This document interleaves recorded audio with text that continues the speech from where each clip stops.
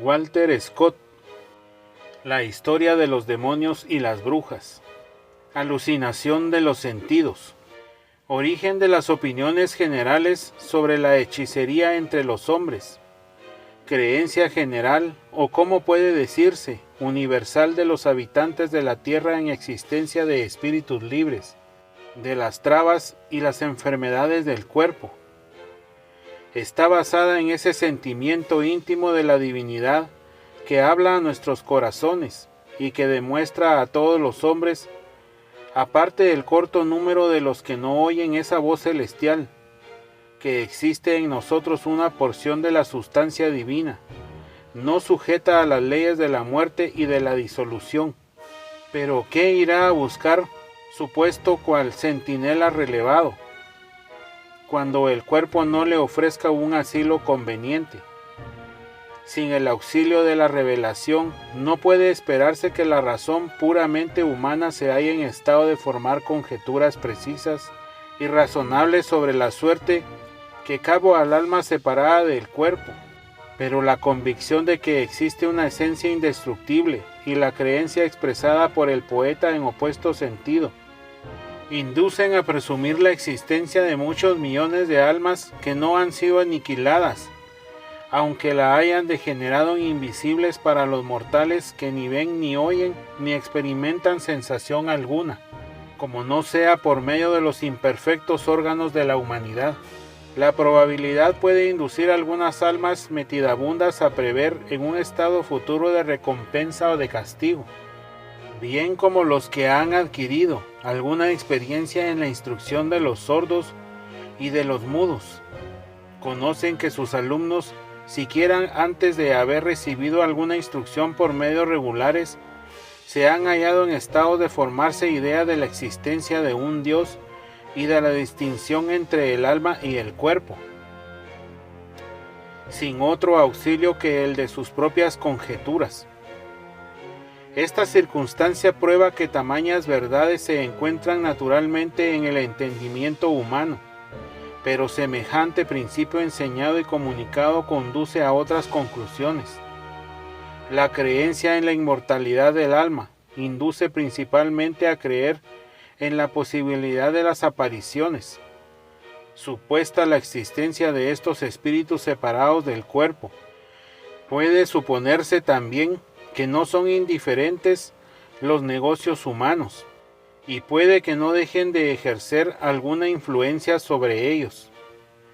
Verdad es que el filósofo puede negar la posibilidad de la aparición de un alma separada del cuerpo,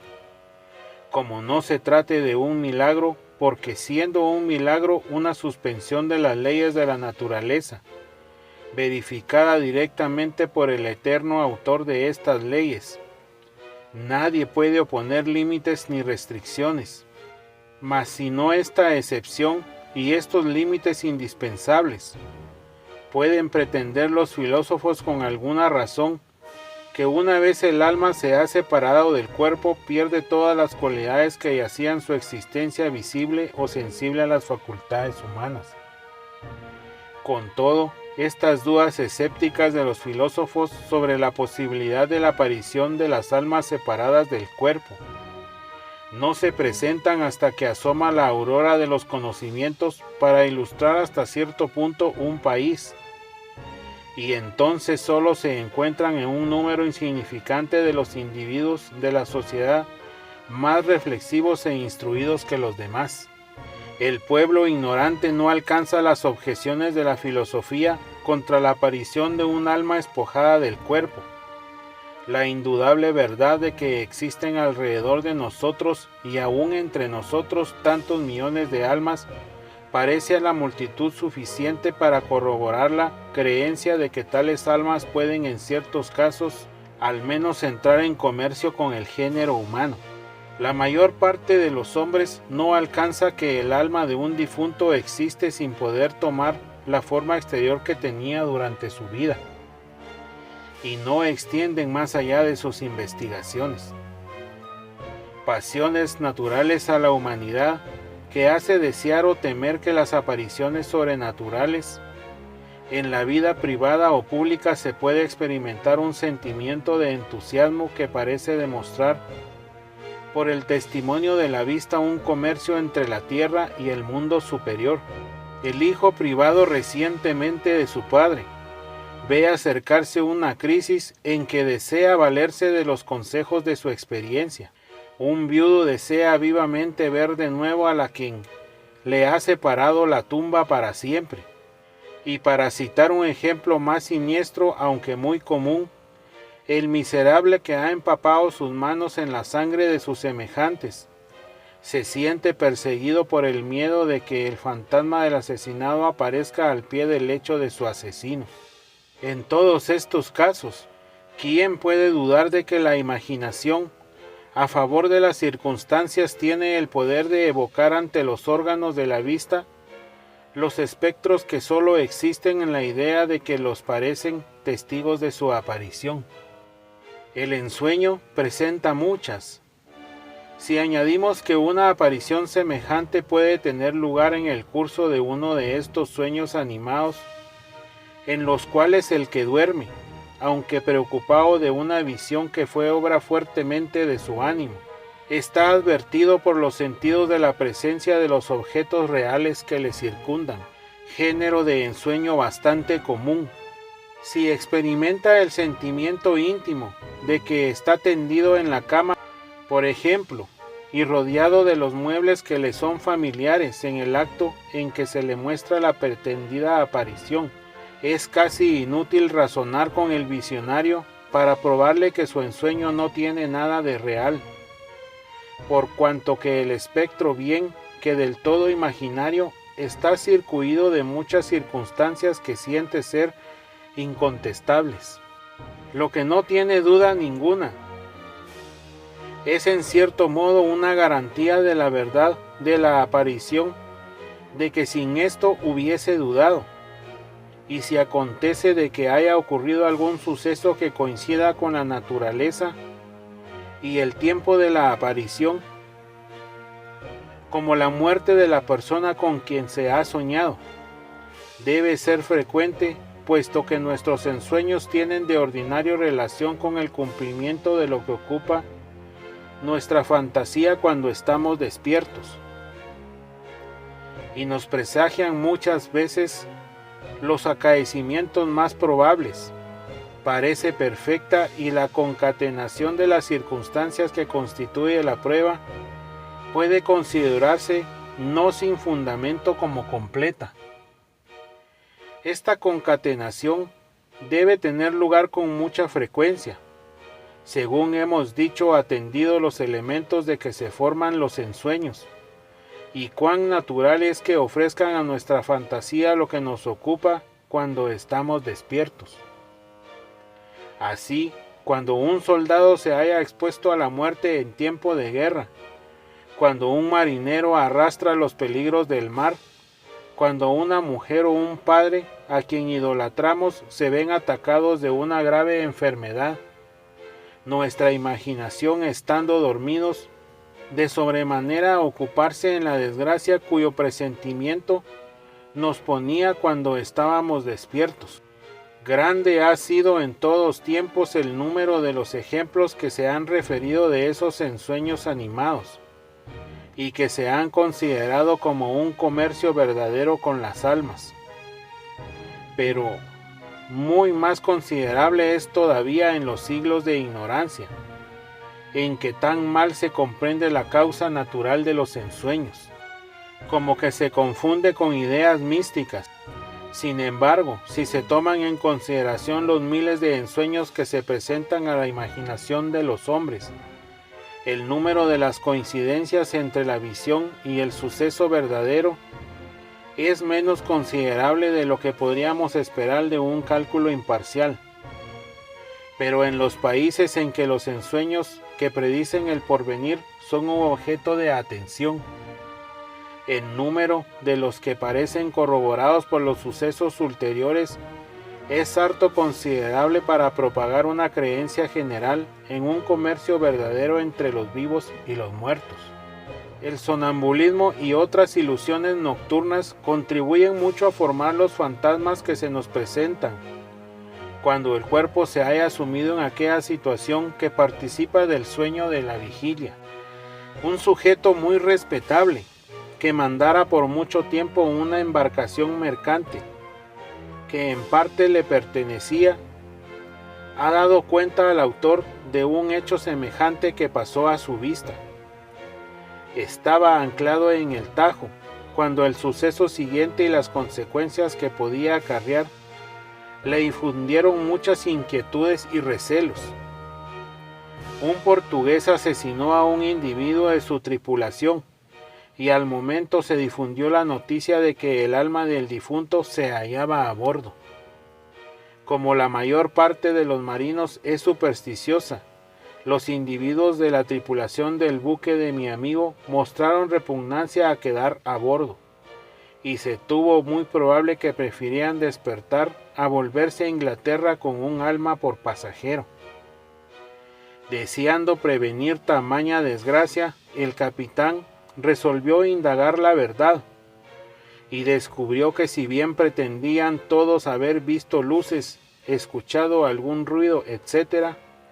toda la historia se fundaba en la declaración de que uno de sus tenientes, irlandés y católico, circunstancias que podían aumentar sus tendencias a la superstición,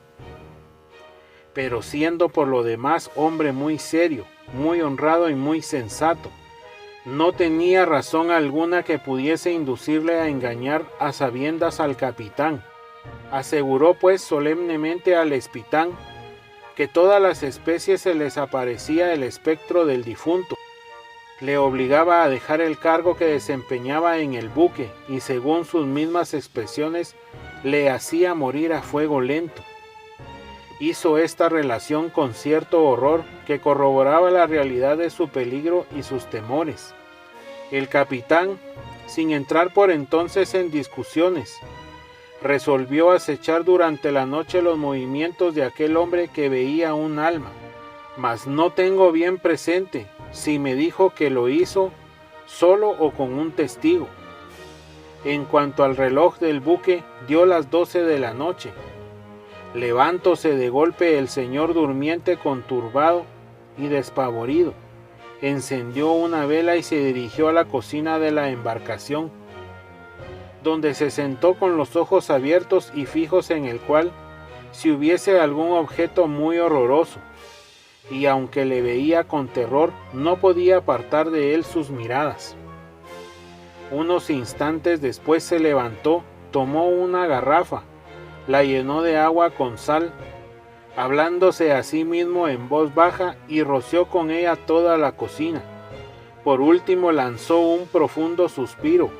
como quien se descarga de un fardo muy pesado, y volviendo a su cama durmió tranquilamente. Al otro día por la mañana el visionario contó al capitán la historia exacta de la aparición, añadiendo la circunstancia de que el alma le había llevado a la cocina, pero que habiéndose afortunadamente procurado agua bendita, sin saber cómo consiguiera librarse de tan importuna visita. Explícole entonces el capitán lo que había realmente ocurrido durante la noche, añadiendo algunos pormenores que lo manifestaron haber sido víctima de su imaginación. No pudo menos de reconocer la verdad de los raciocinios del capitán, y una vez demostrada la ilusión, como acostumbra a suceder en semejantes casos, no se pensó más en el ensueño. Vemos en este ejemplo la influencia de la imaginación excitada sobre los sentidos, que estando medio despiertos conservaban hasta inteligencia para hacer sentir al visionario el sitio donde se encontraba, y sobrado poco para ponerle en estado de juzgar los objetos que tenía delante. La contagiosa influencia de la credulidad hace que se dé fe a las relaciones ajenas, más bien que al testimonio de los propios sentidos. Sin embargo, la imaginación se halla dispuesta a acoger quimeras o apariciones nocturnas, no solo en la vida privada o en esta situación del alma que hacen degenerar en melancolía las tristes aprensiones sobre el porvenir, sino también en medio del día. Un estado de ansiedad viva y de grande efervescencia hace que algunas se llene igualmente de la idea de un comercio sobrenatural, la expectación de una batalla dudosa, la incertidumbre del resultado que podrá tener y la convicción íntima de que se debía decidir de su destino como del de su patria, fueron asaz poderosas para evocar a la vista inquieta de Bruto el espectro de su amigo César, a quien privara de su vida, y cuya muerte le parecía acaso ya menos disculpable que por los idus de marzo, como que en vez de asegurar la libertad de Roma, no hiciera más que reproducir las guerras civiles que amagaban aniquilar de todo punto de libertad. Así no es maravilla de que el alma varonil de Marco Bruto, en medio de las tinieblas y de la soledad, desgarrada probablemente por el recuerdo de las gracias y los favores que recibiera del hombre, a quien había privado de su vida, para vengar los agravios hechos a su país, le hubiese puesto delante la aparición que decía ser su mal genio, y que le prometiese verle de nuevo a Filipo. Las propias intenciones de Bruto y los conocimientos que tenía en el arte militar le indujeron probablemente a conjeturar desde largo tiempo que la guerra civil debía decidirse en aquel punto o en sus cercanías, y suponiendo que su imaginación le alucinó hasta el punto de hacerle creer que confabulara con el espectro. Nada hay en su historia no considerarse como el ensueño, animado que en el estado de absorción en que Bruto se encontraba, podía casi alcanzar el grado de ilusión que producen los sueños ordinarios. No es difícil concebir que Bruto, imbuido en los principios platónicos, podía estar dispuesto a llenarse, sin concebir duda alguna de la idea que había visto una verdadera aparición, sin que le fuere dado discurrir sobre aquella supuesta visión. Es también muy natural sus contemporáneos no creyeron necesario para juzgar del testimonio de un hombre tan distinguido recurrir a un examen severo que hubiesen debido aplicar a cualquiera otra persona y en una ocasión menos importante. Más que nadie sino él hubiese visto el espectro. Aún por esto y en el campo de la muerte y en medio de tumulto de un combate terrestre, cuya fuerte creencia ha obrado precisamente las maravillas que acabamos de citar como sucedidas en las tinieblas y en la soledad,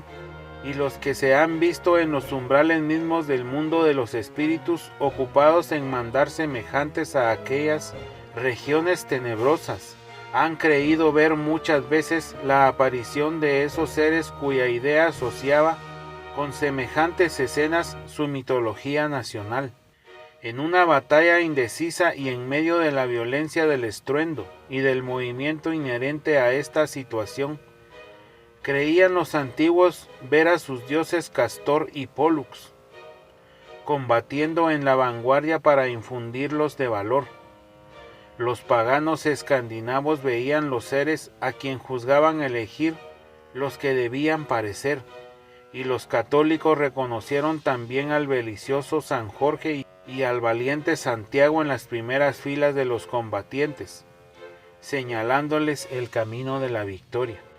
Cómo semejantes apariciones en general estaban visibles para una multitud considerable. De ahí que en todos tiempos han sido acreditados por un gran número de testigos unánimes. Cuando el sentimiento común del peligro y del impulso de un entusiasmo muy fogoso obran de concierto sobre las sensaciones de un gran número de hombres. Sus espíritus tienen una simpatía natural unos con otros, bien así como los instrumentos de cuerda, que cuando están templados sobre el mismo tono,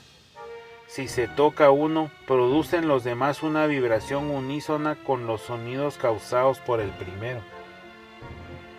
Si un hombre artificioso o entusiasta exclama en el calor del combate que está viendo una de esas apariciones novelescas de que acabamos de hablar, sus compañeros se llenarán a competencia de esa idea, y la mayor parte prefiere renunciar a la convicción de sus propios sentidos, a negar que ha visto aquel emblema propicio que infunde la esperanza en todas las filas. Un guerrero recibe de otro esta idea, todos aseveran la verdad del milagro,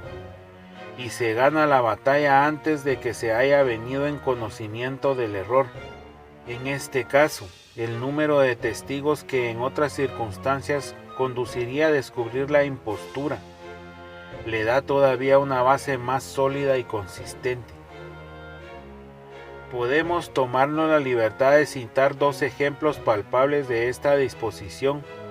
a creer ver el prodigio sobrenatural que ven los demás, o en otros términos, a fiarse en los demás con preferencia a los propios. Ejemplos sacados de la historia verdadera de Bernal Díaz del Castillo y de las obras de Patricio Walker. El primero es sacado de la historia verdadera de Bernal Díaz del Castillo, uno de los compañeros del célebre Cortés en su conquista de México.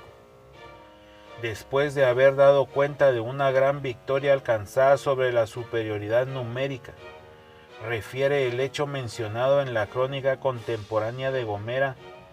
de que Santiago, montado en un caballo blanco, se mostró a los combatientes y llevó a la victoria a sus amados españoles. Es de notar la convicción íntima del caballero castellano de que esta noticia nació de un error cuya causa explica, en tanto que no se atreve a negar el milagro. El buen conquistador confiesa que él no vio por sus propios ojos aquella visión, pero dice que vio un caballero llamado Francisco de Mola, montado en un caballo castaño, combatiendo heroicamente en el punto en que debían haberse aparecido el santo,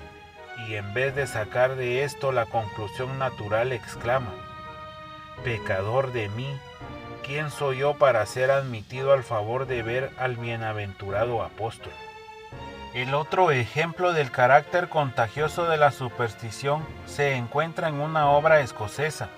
pero casi no tiene duda de que este hecho ha tomado su origen de alguna aparición extraordinaria de la aurora boreal, que parece no se había visto en Escocia con bastante frecuencia antes del siglo XVIII. Para considerarla como un fenómeno atmosférico natural, el caso es curioso y chocante por demás con el que lo cuenta, que es un tal Patricio Walker. Era un hombre muy fidedigno, pero muy entusiasta, y no dice que hubiese visto por sus propios ojos las maravillas cuya realidad asegura sin escrúpulo. La conversión del escéptico de quien habla es un argumento irrecusable de la credulidad popular, llevada hasta el entusiasmo y la impostura, en virtud del testimonio de los que le rodeaban, y demuestra al propio tiempo cuán poca fe debe tenerse en este testimonio general, y cuán fácil es de obtener, puesto que la agitación natural del momento induce a los espectadores más juiciosos y sensatos a adoptar las ideas y repeticiones, las exclamaciones de la mayoría, y sensatos a adoptar las ideas y repetir las exclamaciones de la mayoría, que en este caso en cuestión considerara ya desde el principio aquel fenómeno celeste como producido por una batalla sobrenatural,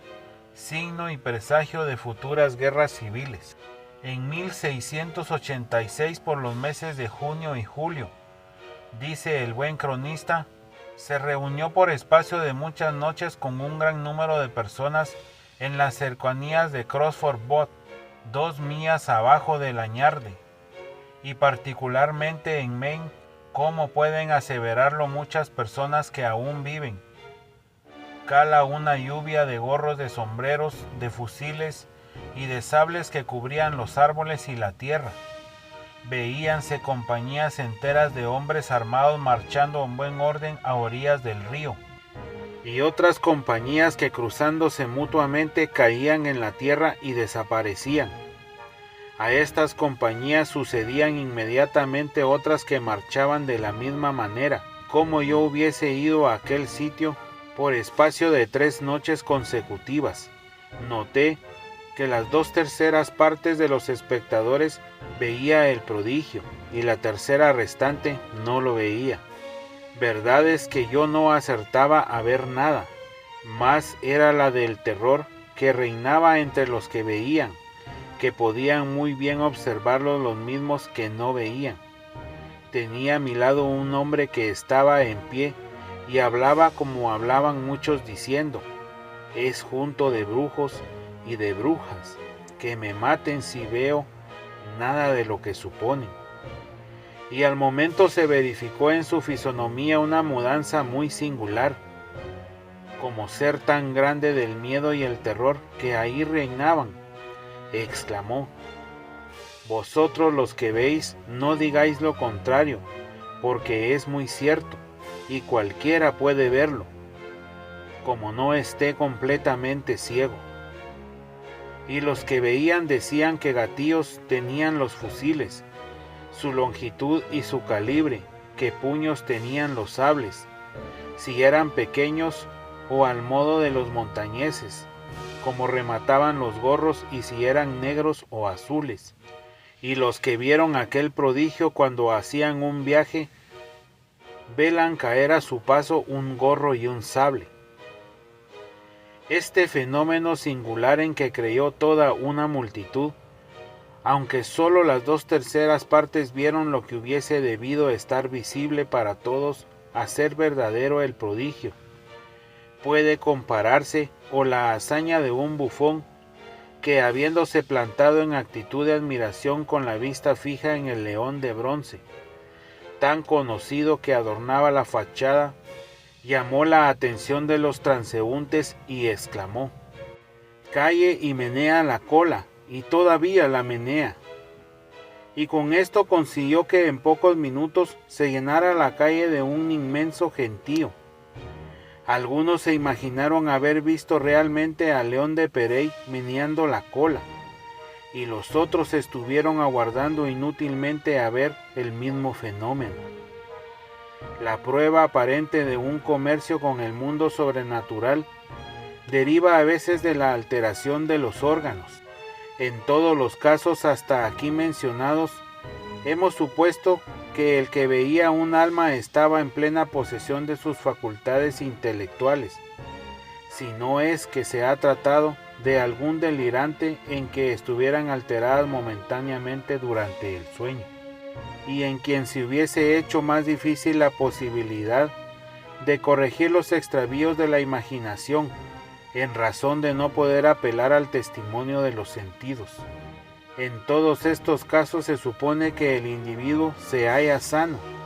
que su sangre no estaba más agitada que de ordinario, y que conservaba la facultad de cerciorarse por el testimonio de la vista, de la realidad de los objetos vecinos.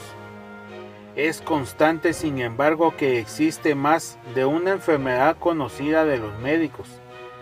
entre cuyos síntomas hay uno muy importante, y es cierta propensión a ver visiones. Diferencia entre esta enfermedad y la demencia, en la que conservan los órganos sus funciones, más que hayan dejado de obrar las del alma.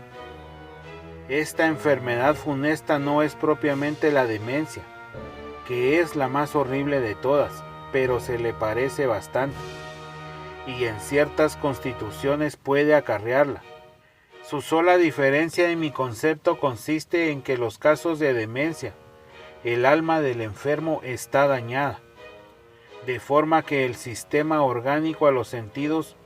ofrecen vanamente su testimonio positivo contra las ilusiones de una imaginación desarreglada. ¿Acaso la naturaleza desea colisión entre un cerebro en delirio y los órganos de los sentidos que conservan su precisión ordinaria? No puede explicarse mejor que por el ejemplo de un demente detenido en el hospital de Edimburgo. Revolución de los sentidos de un hombre en demencia contra el curso de sus ensueños. La enfermedad de este buen hombre había tomado un giro jovial. A su juicio la casa le pertenecía y explicaba a maravilla todo lo que parecía contradictorio con su pretendido derecho de propiedad. Verdad es que contenía muchos enfermos, pero era por efecto de su estado de bondad. Salía poco o nunca, pero tenía costumbres domésticas y sedentarias. No veía mucha gente, pero cada día era visitado por los hombres más sobresalientes del colegio de medicina de aquella ciudad, y por consiguiente no podía carecer de compañía. Cercado de tantas diversiones supuestas y de tantas visiones de opulencia y de esplendor, solo una cosa alteraba la tranquilidad del ánimo del pobre optimista. Tengo, decía, mi paladar muy delicado. Elijo los mejores cocineros, doy todos los días una comida de 3 platos sin contar los postres, y sin embargo, todo cuanto, como sabe, este enigma no era difícil de explicar para el amigo a quien se quejaba de el pobre insensato, como que no ignoraba que en todas las comidas solo servían al enfermo este simple alimento. La cosa no podía ser más natural. La enfermedad era efecto de la sobrada vivacidad de la imaginación del enfermo, que en otros casos se dejaba alucinar, pero que no era bastante fuerte para resistir a las francas representaciones de su paladar y de su gusto, que como los hermanos de Lord Pater en el cuento de Tonel, se indignaban al ver que querían servirles una papilla de harina de avena, en lugar de un banquete tal como lo hubiese preparado a atener a algunos convidados. Este es un ejemplo de demencia verdadera, en el cual el sentido del gusto está contra la hipótesis ideal adoptada por una imaginación desarreglada y probó a demostrar su falsedad. Ejemplos de contraria naturaleza, en los que el testimonio de la vista se propuso a convicción del entendimiento, pero la enfermedad es de un carácter enteramente corporal y causada principalmente por la alteración de los órganos visuales, que presentan al enfermo espectros y apariciones sin existencia real. Es una enfermedad de la misma naturaleza que la que pone a ciertas personas incapaces de distinguir los colores, solamente que el enfermo no va más lejos aún, como se da a los objetos externos una forma que no les pertenece. Esta situación difiere, pues, totalmente de la demencia, puesto que lejos de ser del entendimiento o mejor de la imaginación, haga tomar en cuenta el testimonio de los sentidos, el sentido de la vista o del oído, presenta muchas ideas falsas a un entendimiento sano. Muchos médicos sabios que han aseverado la existencia de esta enfermedad cruel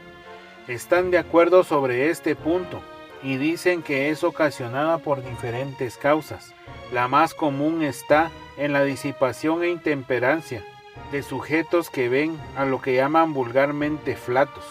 y los que han pasado una parte de su vida en alguna sociedad aficionada en demasía a los placeres de la mesa, pueden haber visto ejemplos de esta enfermedad moral. A las alegres visiones que sugiere la embriaguez cuando se empieza a contraer el hábito de emborracharse,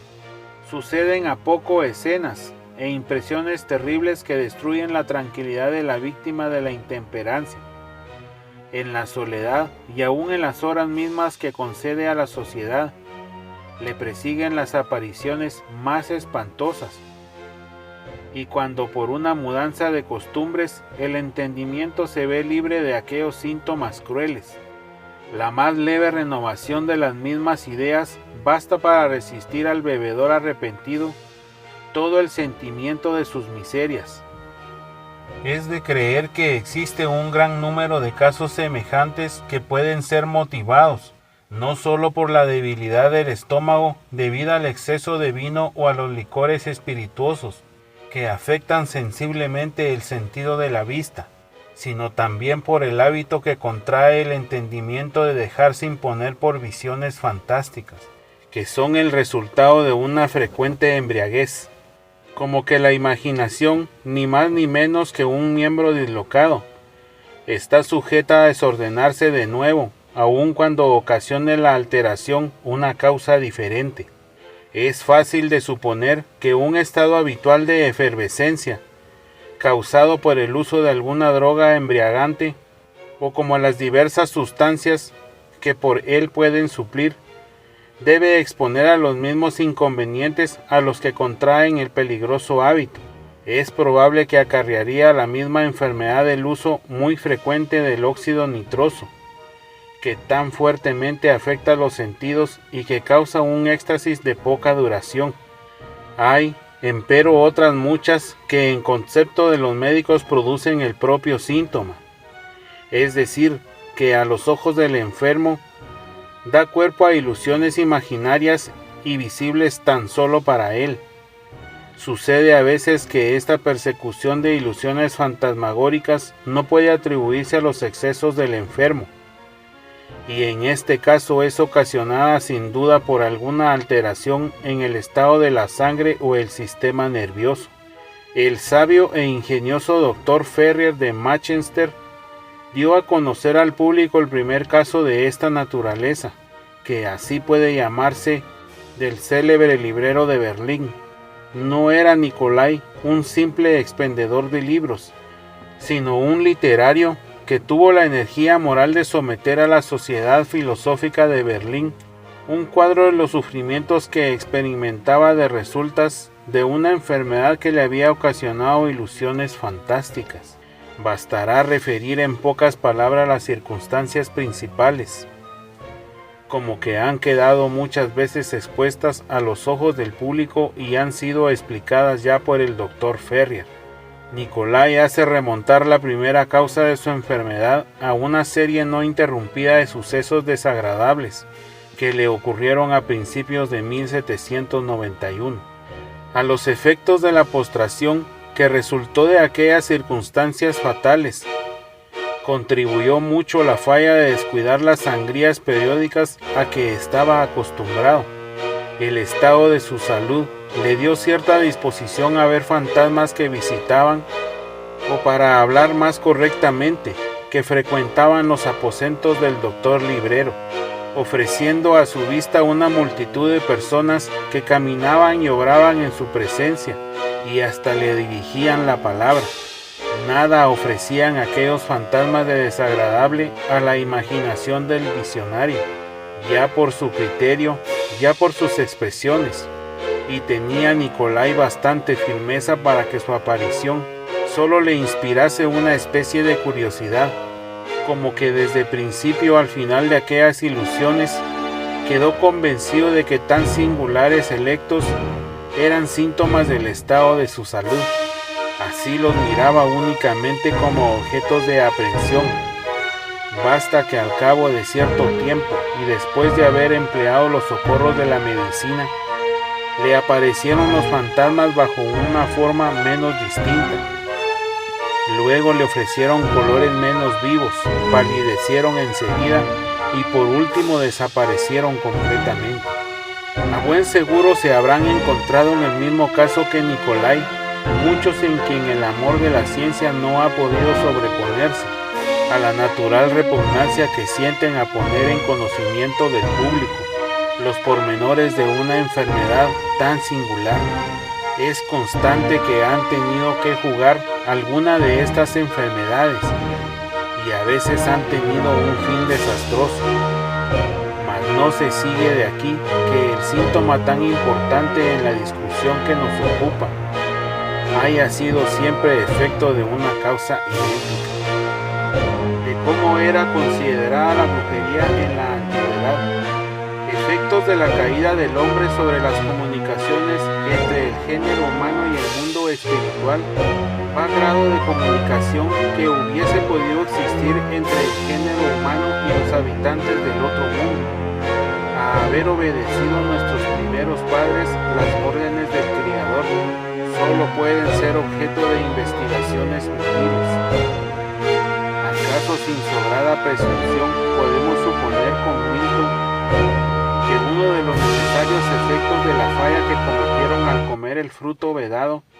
fue el separar más de las esencias celestes a los seres que, con estar en su origen casi a nivel de los ángeles, perdieron por su propio crimen el don de la inmortalidad y se degradaron hasta el punto de confundirse con los demás seres creados?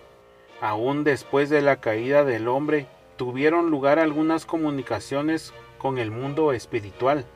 resultado de la unión de los de la Escritura llamados ayos de Dios con las hijas de Adán, bien que estas alianzas no fuesen aprobadas por el Supremo Señor del género humano. La Escritura nos da a entender, aunque confusamente, pero con toda la certidumbre de que es susceptible, de que aquellas dos especies de seres creados era criminal de una y otra parte y a disgusto de Dios. Es asimismo muy probable que la gran longevidad de los hombres antes del diluvio no les dejaba bastante alcanzar que se hallaban bajo el perdón de Azarel y hacia la época de su crimen, muy distante de la de su castigo. La época del diluvio, efecto de la venganza celeste, dio nacimiento a una raza que vio abreviarse gradualmente su vida,